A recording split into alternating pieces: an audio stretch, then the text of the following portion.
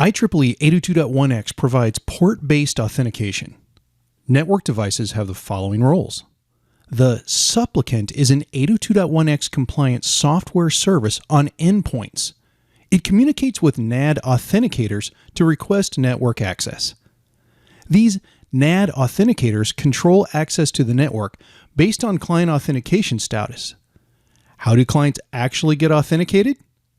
The authentication server role does client authentication as performed by Cisco ISE.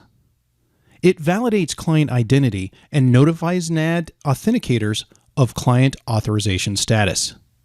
You may also have back-end servers for Active Directory and Certificate Authority services. Now, the objective here is for endpoints to authenticate to the authentication server via some extensible authentication protocol, or EAP. NAD authenticators act as an intermediary or proxy between client and authentication server. They communicate with endpoint supplicants via 802.1x to request identity information. The NAD authenticator then relays this information to the authentication server in a radius message. We should zoom in to get a bit more detail about this communication process. Either supplicant or authenticator can initiate authentication. In this example, the supplicant initiates by sending an EAP over LAN or EAPOL start message. The authenticator requests client identity with an EAP request or identity frame, and the supplicant responds with an EAP response or identity frame.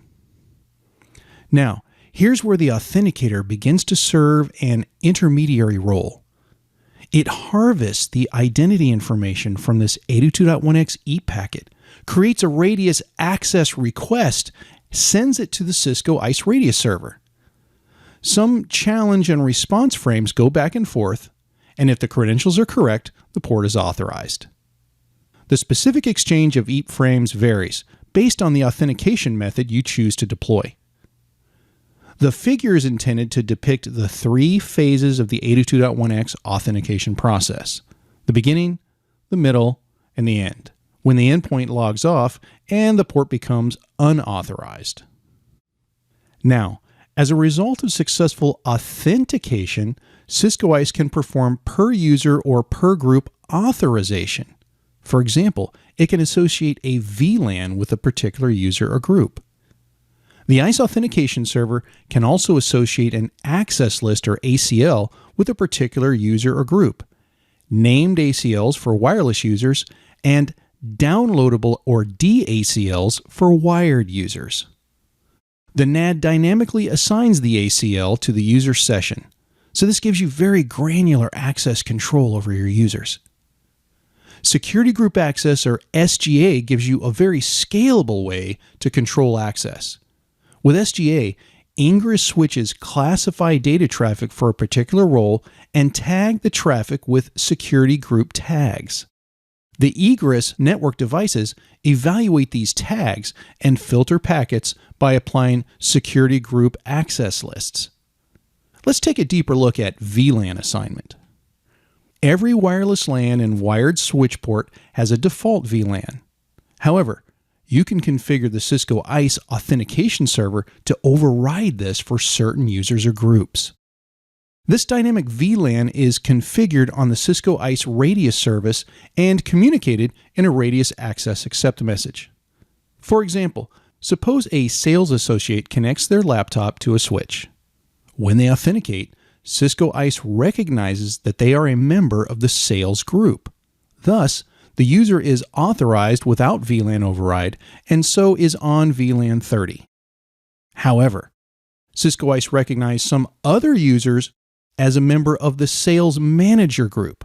Thus, Cisco ISE tells the switch to dynamically override this default VLAN and place this endpoint in VLAN 40. Named ACLs provide differentiated access for wireless users and are configured locally on the WLC, the wireless LAN controller. You merely reference this access list in a Cisco ISE authorization policy, ensuring, of course, that the name you specify in Cisco ISE matches the WLC's actual access list name. That's important. Okay, now when a user requests access, the ICE Radius server authenticates and authorizes the user, telling the controller which ACL it should use. The WLC dynamically applies the specified ACL for this user session. So that's a named access list for wireless users. Downloadable ACLs provide differentiated access for 802.1x authenticated wired users and are configured on the Cisco ICE Radius server. So, when a user requests access, the Radius server authenticates the user and sends the appropriate ACL attributes to the switch. The switch applies these attributes to the port during the user session. The switch removes the per-user ACL configuration when the session ends if authentication fails or if a link down condition occurs. The switch does not save Radius-specific ACLs in the running configuration. When the port is unauthorized, the switch removes the ACL from the port. Okay, did you notice the big difference between switched DACLs and wireless named ACLs? Remember, named ACLs are configured locally on the WLC, while switch DACLs are configured on the Cisco ICE Radius service. Here's a DACL example, which is also an example, by the way, of standard Radius server's ability to support so-called vendor-specific attributes, or VSAs. This downloadable ACL VSA is passed to the switch line by line as a result of the authorization process. This DACL represents one possible way to change the authorization level of a user. Change of authorization, or COA, is a standards-based method to change endpoint authorization status, to dynamically modify active sessions. Now, for this discussion, by the way, I might shorten the word authentication to authC and authorization to authZ. Initially, the device is not authenticated. There is a normal ACL configured locally on the switch and applied to the switch port. So this ACL allows very minimal permissions, only that traffic which is absolutely needed to get authenticated. Now, after successful authentication, the endpoint posture remains unknown. Authorization may use a downloadable access list that allows Cisco ICE to perform profiling, security posture, and guest services.